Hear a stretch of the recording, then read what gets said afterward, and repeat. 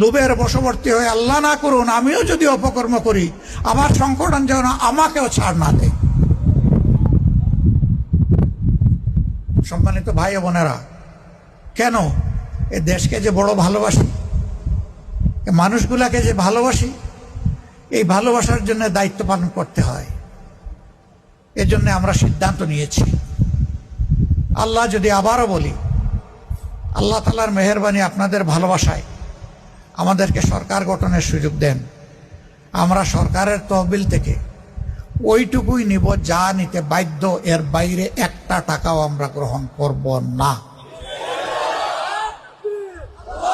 ইতিমধ্যে আমরা ঘোষণা করেছি, আমাদের লোকেরা মন্ত্রী এমপি যদি হয় তাহলে সরকারি বিনামূল্যের অথবা অতি স্বল্প মূল্যের দামি প্লট আমরা একটাও গ্রহণ করব না।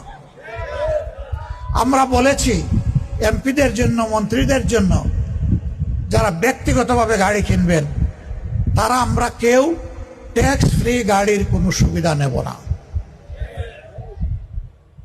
আমরা অন্যান্য দলকেও বলি, সাহস করে আমাদের সাথে আপনারাও বলুন। আপনাদের কণ্ঠ থেকে আওয়াজটা শুনতে চাই। একজন বড় নেতা আমাকে ফোন দিয়ে বললেন, দিলেন তো সর্বনাশ করে। বললাম, ভাই কি সর্বনাশ করলাম? বলছে, এই যে ঘোষণা দিলেন, আমাদের তো ভাই আখেরাতের জন্য, জান্নাতের জন্য রাজনীতি করি না, দুনিয়ার একটু পাওয়ার জন্য করি। এইটাও যদি শেষ হয়ে যায় তাহলে আখেরাতও নাই, দুনিয়াও নাই। আমি বললাম, আমরা তো আপনাদের আখেরাতও সুন্দর চাই, দুনিয়াও সুন্দর চাই।